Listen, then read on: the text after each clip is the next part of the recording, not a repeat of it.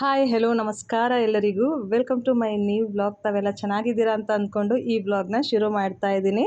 ಸಂಜೆ 5 ಗಂಟೆ ಆಗ್ತಾ ಇದೆ. ಚಿಕ್ಕ ಮಗ ಮನ್ಕಿರತ್ನ ಕರ್ಕೊಂಡು ಸ್ವಿಮ್ಮಿಂಗ್ಗೆ ಹೋಗ್ತಾ ಇದ್ದೀನಿ.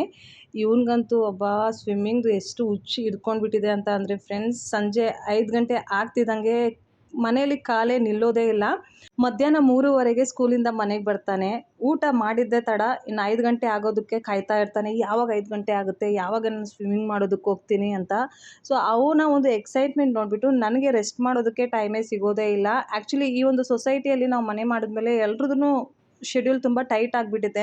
ಈ ಮನೆಯಿಂದ ನಮ್ಮ ಮಕ್ಳ ಸ್ಕೂಲು ತುಂಬ ದೂರ ಇದೆ ಫ್ರೆಂಡ್ಸ್. ಬೆಳಿಗ್ಗೆ 6:15 ಸ್ಕೂಲ್ ಬಸ್ ಸೊಸೈಟಿ ಒಳಗಡೆ ಬಂದುಬಿಡುತ್ತೆ. ಸೊ ಅದಕ್ಕೆ ತಕ್ಕಂಗೆ ಆ ಒಂದು ಟೈಮಿಗೆ ತಕ್ಕಂಗೆ ಎಲ್ಲರೂ ಬೇಗ ಎದ್ದೇಳ್ತೀವಿ. ನಾನು 5 ಗಂಟೆಗೆ ಎದ್ದೇಳ್ತೀನಿ, ಮಕ್ಕಳು 5:15ಗೆ ಎದ್ದೇಳ್ತಾರೆ. 6:15 ಸ್ಕೂಲ್ಗೆ ಹೋಗಿಬಿಡ್ತಾರೆ.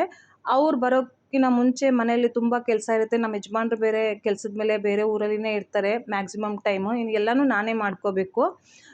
ಸ್ವಲ್ಪ ಕ್ಲೀನಿಂಗು, ಬಟ್ಟೆ ಒಗೆಯೋದು ಅದು ಇದೆಲ್ಲನೂ ಮಾಡ್ಕೊಂಡ್ಮೇಲೆ ನಾನು ಫ್ರೆಶ್ ಅಪ್ ಆಗಿ ರೆಡಿಯಾಗಿ ದೇವ್ರಿಗೆ ಕೈ ಮುಗಿದು ಸ್ವಲ್ಪ ಹೊತ್ತು ರೆಸ್ಟ್ ಮಾಡ್ತೀನಿ. ಮತ್ತು ಮಧ್ಯಾಹ್ನ ಆಗಿಬಿಡುತ್ತೆ. ಅವ್ರಿಗೆ ಅಡುಗೆ ಮಾಡೋದು, ಅಂದರೆ ಮಕ್ಕಳು ಬರ್ತಾರೆ, ಮಧ್ಯಾಹ್ನದ ಊಟ ರೆಡಿ ಮಾಡೋದು ಅದರಲ್ಲಿ ಬ್ಯುಸಿ ಆಗಿಬಿಡ್ತೀನಿ. 3:15ಗೆ ಇವ್ರು ಬರ್ತಾರೆ. ಇವ್ರು ತಿಂದುಬಿಟ್ಟು ಇವ್ರೂ ತುಂಬ ಬ್ಯುಸಿ ಆಗಿಬಿಡ್ತಾರೆ. ದೊಡ್ಡವನು 4 ಗಂಟೆಗೆ ಟ್ಯೂಷನ್ಗೆ ಹೋಗ್ತಾನೆ, ಚಿಕ್ಕವನು 5 ಗಂಟೆಗೆ ಸ್ವಿಮ್ಮಿಂಗ್ ಹೋಗ್ತಾನೆ. ಹಂಗೆ 6 ಗಂಟೆ ಆಗಿಬಿಡುತ್ತೆ. ಇಬ್ಬರು ಮಕ್ಕಳು ಫುಟ್ಬಾಲ್ ಆಡೋದಕ್ಕೆ ಪಿಚ್ಗೆ ಹೋಗ್ತಾರೆ. ನಂತರ ಸ್ವಲ್ಪ ಹೊತ್ತು ಪಾರ್ಕಲ್ಲಿ ಆಡ್ತಾರೆ. ನಾನು ಸ್ವಲ್ಪ ಹೊತ್ತು ಮಕ್ಕಳ ಜೊತೆ ಪಾರ್ಕಲ್ಲಿ ಇರ್ತೀನಿ. ಈ ಥರ ಫುಲ್ ಡೇ ಹೇಗೆ ಮ್ಯಾನೇಜ್ ಮಾಡ್ತಿದ್ದೀವಿ, ಹೇಗೆ ಟೈಮ್ ಹೋಗ್ತಾ ಇದೆ ಅಂತ ಗೊತ್ತೇ ಆಗ್ತಾ ಇಲ್ಲ. ಸೊ ಇದೂ ಒಂಥರ ಒಳ್ಳೆಯದೇ ಅಂತ ಅನಿಸುತ್ತೆ. ನಾವು ಯಾವಾಗ್ಲೂ ಮಕ್ಕಳನ್ನ ಇಷ್ಟು ದೂರದಿಂದ ಸ್ಕೂಲಿಗೆ ಕಳಿಸಿಲ್ಲ. ಒಂದು 30-40 ಮಿನಿಟ್ಸ್ ಡಿಸ್ಟೆನ್ಸ್ ಇದ್ದರೆ ಸಾಕು ಅಂತ ಅಂದ್ಕೊಂಡಿದ್ವಿ. ಬಟ್ ಇಲ್ಲಿಂದ 1.5 ಅವರ್ ಡಿಸ್ಟೆನ್ಸ್ ಇದೆ ಫ್ರೆಂಡ್ಸ್. ಮಳೆಗಾಲ ಬೇರೆ, ಟ್ರಾಫಿಕ್ಕು ಅದು ಇದು ಇದ್ದಾಗ ಒಂದು 2 ಅವರ್ಸ್ ಅಂತೂ ಆಗೇ ಆಗಿಬಿಡುತ್ತೆ. ಬಟ್ ಇದೂ ಒಂದು ಎಕ್ಸ್ಪೀರಿಯೆನ್ಸ್ನ ಮಕ್ಕಳು ಅನುಭವ ಮಾಡ್ತಾ ಇದ್ದಾರೆ, ನಾವೂ ಅನುಭವ ಮಾಡ್ತಾ ಇದ್ದೀವಿ. ಯಾವಾಗ್ಲೂ ಒಂದೇ ರೀತಿ ನಾವು ಇರೋದಕ್ಕೆ ಸಾಧ್ಯ ಆಗೋದಿಲ್ಲ. ಸಿಚುವೇಶನ್ಗೆ ತಕ್ಕಂಗೆ ನಾವೂ ಸಹ ನಮ್ಮ ಒಂದು ಕಂಫರ್ಟ್ನ ಚೇಂಜ್ ಮಾಡ್ಕೋಬೇಕು ಅನ್ನೋದು ನನ್ನ ಒಂದು ಅನಿಸಿಕೆ. ಇವತ್ತಿನ ನಮ್ಮ ಡಿನ್ನರಲ್ಲಿ ಸಿಂಪಲ್ಲಾಗಿ ಪನ್ನೀರ್ ಮಸಾಲ ಮಾಡ್ತಾ ಇದ್ದೀನಿ. ಈ ಒಂದು ಮಸಾಲೆಯಲ್ಲಿ ನಾನು ಏನೇನು ಹಾಕಿದ್ದೀನಿ ಅಂತ ಅಂದರೆ, ಸ್ವಲ್ಪ ಎಣ್ಣೆ ಬಿಸಿ ಆದಮೇಲೆ ಜೀರಿಗೆ, ಮೆಣಸು, ಚಕ್ಕೆ, ಲವಂಗ, ಒಣಗಿದ ಮೆಣಸಿನ್ಕಾಯಿ, ಈರುಳ್ಳಿ, ಶುಂಠಿ, ಬೆಳ್ಳುಳ್ಳಿ, ಟೊಮೆಟೊ, ಸ್ವಲ್ಪ ರೆಡ್ ಚಿಲ್ಲಿ ಪೌಡರ್, ಉಪ್ಪು ಇವನ್ನೆಲ್ಲ ಹಾಕಿ ಚೆನ್ನಾಗಿ ಫ್ರೈ ಮಾಡಿ ಫೈನಾಗಿ ಪೇಸ್ಟ್ ಮಾಡಿಕೊಂಡು, ಆ ಒಂದು ಪೇಸ್ಟ್ನ ಮತ್ತೆ ಎಣ್ಣೆಯಲ್ಲಿ ಹಾಕಿ ಚೆನ್ನಾಗಿ ಕುಕ್ ಮಾಡಿಕೊಂಡು, ರುಚಿಗೆ ಎಷ್ಟು ಬೇಕೋ ಅಷ್ಟು ಉಪ್ಪು, ಖಾರ, ಸ್ವಲ್ಪ ಅರಿಶಿಣದ ಪುಡಿ, ಫ್ಲೇವರ್ಗೋಸ್ಕರ ಚಿಕನ್ ಮಸಾಲ, ಗರಂ ಮಸಾಲ ಆ್ಯಡ್ ಮಾಡಿಬಿಟ್ಟು ಪನ್ನೀರ್ನ ಸೇರಿಸಿದ್ರೆ ಯಮ್ಮಿಯಾದ ಪನ್ನೀರ್ ಮಸಾಲ ರೆಡಿ ಆಗುತ್ತೆ.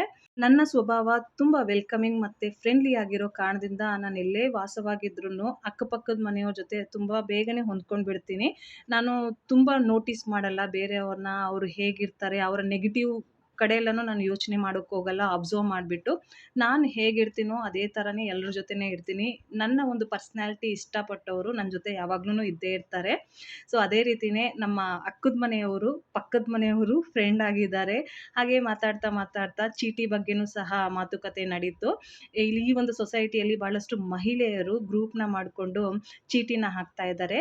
ಈ ಕಡೆ ನಾರ್ತಲ್ಲಿ ಭಾಳಷ್ಟು ಫನ್ ಫ್ಯಾಕ್ಟರ್ ಇಂದ ಚೀಟಿದು ಬಿಸ್ನೆಸ್ನ ನಡೆಸ್ತಾರೆ. ಪ್ರತಿ ತಿಂಗಳು 10ನೇ ತಾರೀಕು ಕಿಟಿ ಪಾರ್ಟಿ ಅಂತ ಮಾಡ್ತಾರೆ. ಒಂದೊಂದು ಪರ್ಟಿಕ್ಯುಲರ್ ಲೊಕೇಶನ್ನ ಚೂಸ್ ಮಾಡಿಕೊಂಡು ಅಲ್ಲಿ ಎಲ್ಲ ಮಹಿಳೆಯರು ಸೇರಿ ಫುಲ್ ಆನ್ ಎಂಜಾಯ್ ಮಾಡ್ತಾ ಕುಲ್ಕು ಚೀಟಿನ ಮಾಡ್ತಾರೆ. ಯಾರಿಗೆ ಚೀಟಿ ಬರುತ್ತೋ ಅವರು ನೆಕ್ಸ್ಟ್ ಮಂತ್ ಕಿಟಿ ಪಾರ್ಟಿನ ಅರೇಂಜ್ ಮಾಡಬೇಕು. ಈ ರೀತಿ ಈ ಕಡೆ ನಾರ್ತ್ ಕಡೆ ಮಾಡ್ತಾರೆ. ನಮ್ಮ ಸೌತ್ ಕಡೆಯೂ ಭಾಳಷ್ಟು ಜನ ಚೀಟಿ ಬಿಸ್ನೆಸ್ನ ಮಾಡ್ತಾರೆ. ಬಟ್ ಅದರಲ್ಲಿ ಬಹಳ ಕಡಿಮೆ ಪರ್ಸೆಂಟೇಜು ಈ ಥರ ಪಾರ್ಟಿ ಎಲ್ಲನೂ ಮಾಡೋದು. ನನ್ನ ಲೈಫಲ್ಲಿ ಇದೇ ಮೊದಲನೇ ಬಾರಿ ಈ ರೀತಿಯ ಕಿಟಿ ಪಾರ್ಟಿಯಲ್ಲಿ ಪಾರ್ಟಿಸಿಪೇಟ್ ಮಾಡಿರೋದು. ಗೇಮ್ಸ್ ಇರುತ್ತೆ, ಫುಡ್ ಇರುತ್ತೆ, ಮ್ಯೂಸಿಕ್ ಇರುತ್ತೆ, ಡ್ಯಾನ್ಸ್ ಇರುತ್ತೆ, ಮತ್ತು ಡ್ರೆಸ್ ಕೋಡೂ ಇರುತ್ತೆ. ಈ ಸಲ 1 ಪೀಸ್ ಡ್ರೆಸ್ ಕೋಡ್ ಇತ್ತು. ಅದಕ್ಕೆ ನಾವೆಲ್ಲರೂ 1 ಪೀಸ್ ಡ್ರೆಸ್ನ ಹಾಕ್ಕೊಂಡು ಬಂದ್ವಿ. ಏನಪ್ಪ ಬರೀ 5 ಜನ ಇದ್ದಾರೆ ಅಂತ ನೀವು ಅನ್ಕೋಬೋದು.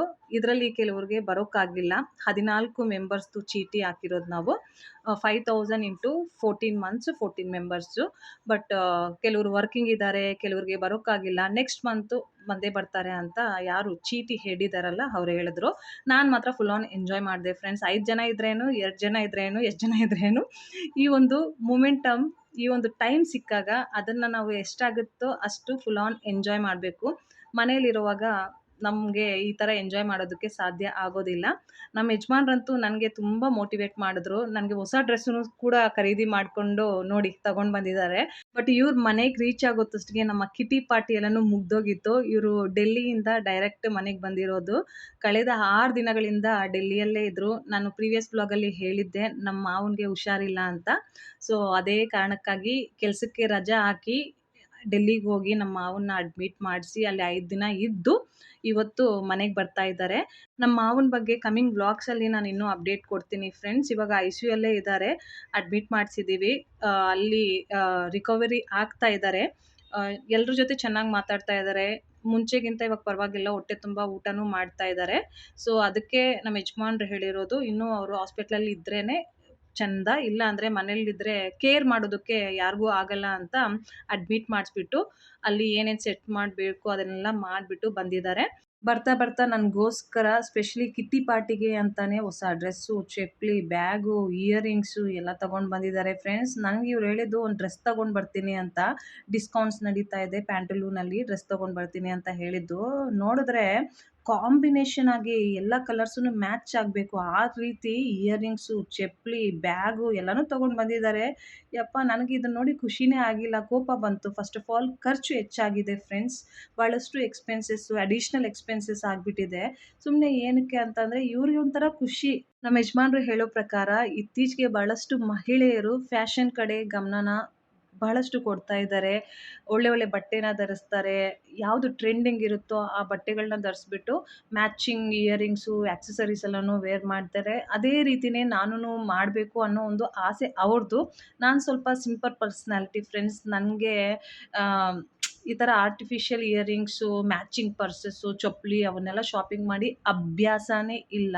ಬಟ್ ನಾನು ಮಾಡ್ತೀನಿ ಅಂತ ಅಂದರೆ ನಮ್ಮ ಯಜಮಾನ್ರು ಯಪ್ಪ ದುಡ್ಡು ಕೊಟ್ಬಿಡ್ತಾರೆ ನೀನು ಮಾಡ್ಕೊ ಅಂತ ಹೇಳಿ. ಬಟ್ ನಾನು ಭಾಳಷ್ಟು ಕಾಂಪ್ರಮೈಸ್ ಮಾಡ್ಕೊತೀನಿ. ಕಾಂಪ್ರಮೈಸ್ ಅಂತಲ್ಲ, ನನಗೆ ಅಷ್ಟು ಇಂಟ್ರೆಸ್ಟ್ ಇಲ್ಲ ಇದ್ರ ಕಡೆ ಎಲ್ಲನೂ. ಬಟ್ ನಮ್ಮ ಯಜಮಾನ್ರು ಹೇಳೋ ಪ್ರಕಾರ ಕಾಲಕ್ಕೆ ತಕ್ಕಂಗೆ ನಾವು ನಮ್ಮನ್ನು ಬದಲಾಯಿಸ್ಕೋಬೇಕು, ಒಳ್ಳೆ ಒಳ್ಳೆ ಬಟ್ಟೆ ಧರಿಸ್ಬೇಕು. ಸ್ಪೆಷಲಿ ನನ್ನ ಹೇರ್ ಬಗ್ಗೆ ಅವರು ತುಂಬ ಕಾನ್ಸಂಟ್ರೇಟ್ ಮಾಡ್ತಾರೆ ಫ್ರೆಂಡ್ಸ್. ನೀನು ಏನು ತಲೆನೇ ಬಾಚೋದೇ ಇಲ್ಲ, ರೀಬಾಂಡಿಂಗ್ ಮಾಡ್ಕೊ, ಸ್ಮೂದನಿಂಗ್ ಮಾಡ್ಕೊ, ಅದು ತಗೊಂಡು ಬರಲ್ಲ, ಇದು ತಗೊಂಡು ಬರಲ್ಲ ಅಂತ ತುಂಬ ತಲೆ ಕೆಡಿಸ್ಕೊತಾರೆ. ನನಗೇನೂ ಬೇಡ ಅಂತ ನಾನು ಸಿಂಪಲಾಗೇ ಇರ್ತೀನಿ. ಬಟ್ ಇವ್ರಿಗೆ ಇಂಟ್ರೆಸ್ಟ್ ಇದೆ, ಯಾಕಂದರೆ ಇವ್ರ ರಿಲೇಟಿವ್ಸಲ್ಲಿನೂ ನೋಡ್ತಾರೆ, ಅಕ್ಕಪಕ್ಕದ ಸರೌಂಡಿಂಗ್ಸಲ್ಲೂ ನೋಡ್ತಾರೆ. ತುಂಬ ಟ್ರೆಂಡಿಯಾಗಿ, ಫ್ಯಾಷನೇಟ್ ಆಗಿ ಭಾಳಷ್ಟು ಮಹಿಳೆಯರು ಇರ್ತಾರೆ. ಸೊ ಅದೇ ರೀತಿಯೇ ನಾನೂ ಇರಬೇಕು ಅನ್ನೋ ಒಂದು ಆಸೆ ನನ್ನ ಗಂಡನಿಗೆ. ನಾನೂ ಪ್ರಯತ್ನ ಪಡ್ತಿದ್ದೀನಿ, ಎಷ್ಟಾಗುತ್ತೋ ಅಷ್ಟು ನನ್ನ ಪರ್ಸ್ನಾಲಿಟಿಯಲ್ಲಿ ಚೇಂಜಸ್ನ ತೊಗೊಂಡು ಬರ್ತಾ ಇದ್ದೀನಿ. ಮಕ್ಕಳನ್ನ ನಾವು ಬೆಳೆಸ್ತಾ ಇದ್ದೀವಿ, ಚೆನ್ನಾಗಿ ಬೆಳೆಸ್ತಾ ಇದ್ದೀವಿ. ಅದ್ರ ಜೊತೆಗೇ ನಾವು ಚೆನ್ನಾಗಿರಬೇಕು ಅನ್ನೋದು ನಮ್ಮ ಯಜಮಾನ್ರಿಗೆ ಒಂದು ಆಸೆ ಅಷ್ಟೇ. ಸೊ ಅದೇ ಪ್ರಕಾರ ನನ್ನನ್ನು ನಾನು ರೂಪಿಸ್ಕೊಳ್ಬೇಕು, ಆ ಪ್ರಯತ್ನದಲ್ಲಿ ನಾನೂ ಇದ್ದೀನಿ. ಪ್ರತಿದಿನ ನಿಮ್ಮೆಲ್ಲರ ಜೊತೆ ವ್ಲಾಗ್ಸ್ ಮುಖಾಂತರ ಕನೆಕ್ಟ್ ಆಗಿರಬೇಕು ಅಂತ ಪ್ಲ್ಯಾನ್ ಮಾಡ್ಕೊತಾ ಇದ್ದೀನಿ. ಅದಕ್ಕೆ ನಿಮ್ಮೆಲ್ಲರ ಪ್ರೀತಿ ಮತ್ತು ಸಪೋರ್ಟ್ ತುಂಬ ಬೇಕಾಗಿದೆ. ವ್ಲಾಗ್ಸ್ ಇಷ್ಟ ಆದರೆ ಲೈಕ್ ಮಾಡಿ, ಚಾನಲ್ನ ಸಬ್ಸ್ಕ್ರೈಬ್ ಮಾಡಿಕೊಂಡು ಸಪೋರ್ಟ್ ಮಾಡಿ. ವ್ಲಾಗ್ಸ್ ಇಷ್ಟ ಆಗಿಲ್ಲ ಅಂದರೆ ಕಾಮೆಂಟ್ ಮೂಲಕ ನಿಮ್ಮ ಅನಿಸಿಕೆಯನ್ನು ತಿಳಿಸ್ಬೋದು.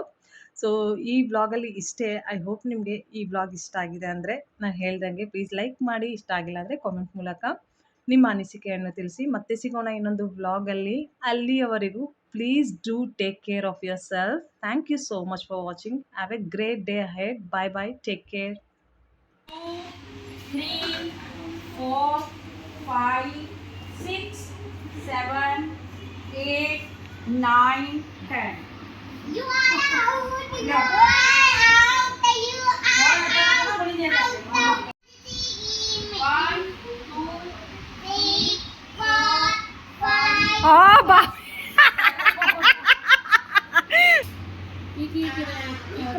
एक मिनट कॉर्नर और क्या रखेंगे 7